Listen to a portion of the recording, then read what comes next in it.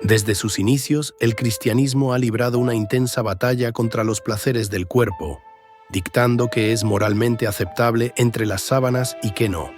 Aunque sorprendentemente, la Biblia apenas dedica unas líneas a la sexualidad, la Iglesia se erigió como árbitro absoluto de lo que ocurría en la intimidad de sus fieles. Durante siglos impuso culpas, prohibiciones y reglas que iban desde la condena de la homosexualidad hasta el rechazo del simple disfrute sexual. En este contexto, el cristianismo desarrolló unos planteamientos sobre la sexualidad que negaban la existencia misma del deseo, considerando cualquier placer como una amenaza a la pureza espiritual. Esta visión radical sobre el cuerpo y sus deseos se convirtió en una regla ética y mental que debía ser seguida por todos los cristianos, bajo el riesgo de enfrentar las temidas consecuencias de la Inquisición. Sin más preámbulos, comencemos. La Biblia, compuesta por el Antiguo y Nuevo Testamento, ofrece pocas directrices sobre la sexualidad.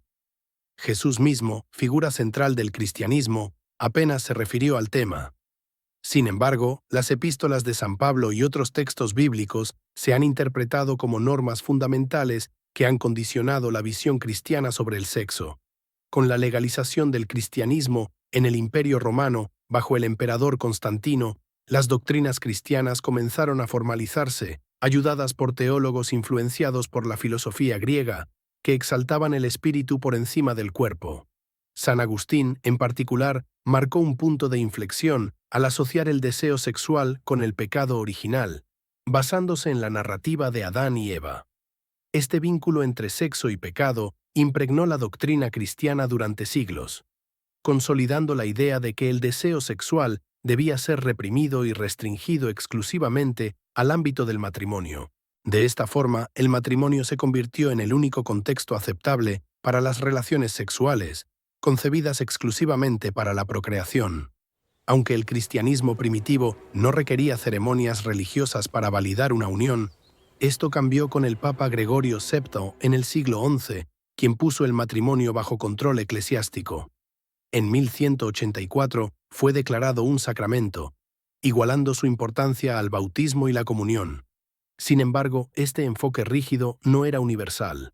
La Reforma protestante liderada por Martín Lutero en el siglo XVI rompió con la idea de que el sexo era intrínsecamente pecaminoso, afirmando que era un regalo de Dios dentro del matrimonio.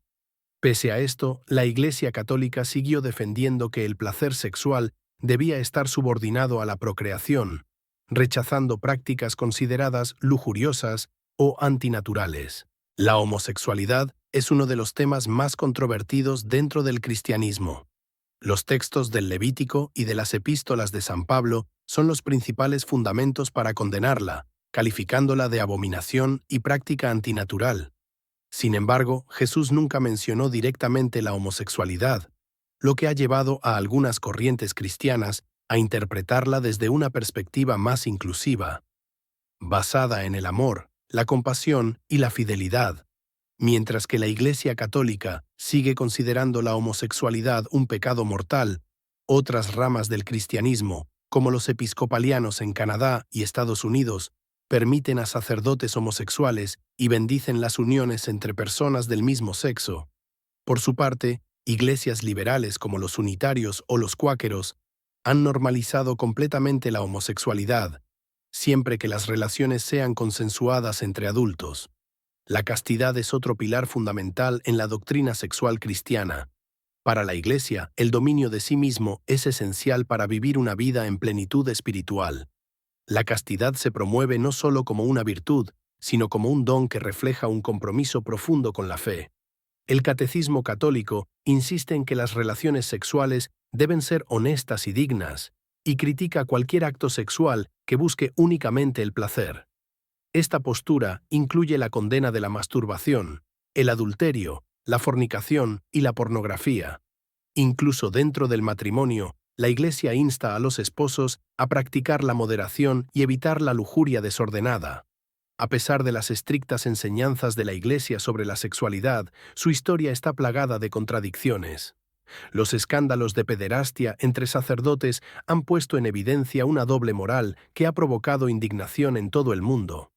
Aunque la Iglesia condena enérgicamente la violación y otros abusos, ha sido duramente criticada por su incapacidad para enfrentar los delitos sexuales cometidos por sus propios miembros.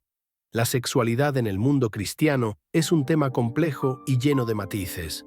Mientras algunas iglesias mantienen posturas rígidas, otras adoptan enfoques más progresistas, reflejando la diversidad de interpretaciones dentro de la fe.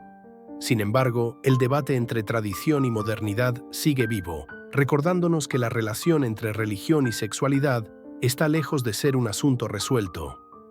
Al final, el amor libre y el deseo no son enemigos de la espiritualidad, sino expresiones naturales de nuestra humanidad.